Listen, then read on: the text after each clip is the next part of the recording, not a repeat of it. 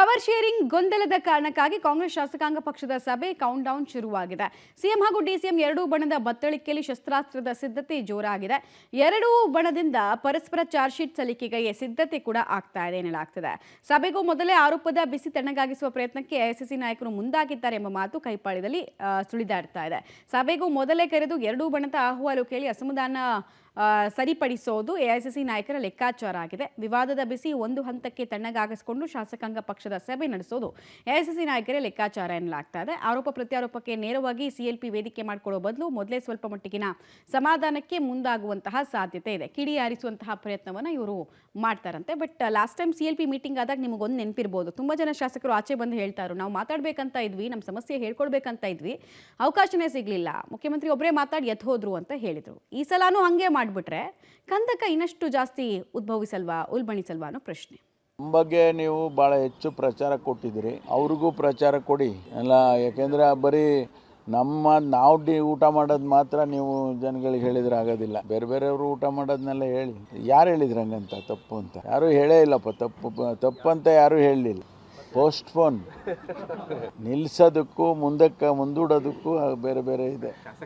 ನಾವು ಏನು ನಕ್ಸಲೈಟ್ಸ್ಗಳ ಕಾರ್ಯಕ್ರಮ ನಾವೇನು ರೂಪಿಸೋಕೆ ಹೋಗಿಲ್ಲ. ಅದು ಯಾರೋ ಒಬ್ಬರ ವಿರುದ್ಧವಾಗಿ ಅಲ್ಲ ಅಂತಕ್ಕಂಥದ್ದನ್ನು ಯಾರು ಮಾಡಿದ್ದಾರೆ ಅಂತಕ್ಕಂಥದ್ದು ನಾನು ಹೇಳಲಿಕ್ಕೆ ಹೋಗೋದಿಲ್ಲ. ರದ್ದು ಆಗಿಲ್ಲ ಅಂತಕ್ಕಂಥದ್ದು ಮುಂದೂಡಿದ್ದೇವೆ. ಮುಂದಿನ ಒಂದು ಸೂಕ್ತವಾದಂಥ ಸಮಯ ಎಲ್ರಿಗೂ ಕೂಡ ಅನುಕೂಲ ಆಗುವ ರೀತಿಯಲ್ಲಿ ಅದನ್ನು ಮುಂದೆ ಮಾಡ್ತಕ್ಕಂಥದ್ದಕ್ಕೆ ಅವಕಾಶ ಇದೆ. ಅವರು ರದ್ದು ಮಾಡಿದ್ದೀರಿ ಅಂತ ಹೇಳಿಲ್ಲ. ಆ ಸಭೆಗೆ ಖುದ್ದಾಗಿ ಜನರಲ್ ಸೆಕ್ರೆಟರಿ ಬರ್ತಿದ್ದಾರೆ, ಹೀಗಾಗಿ ಮುಂದೋಗಿದೆ.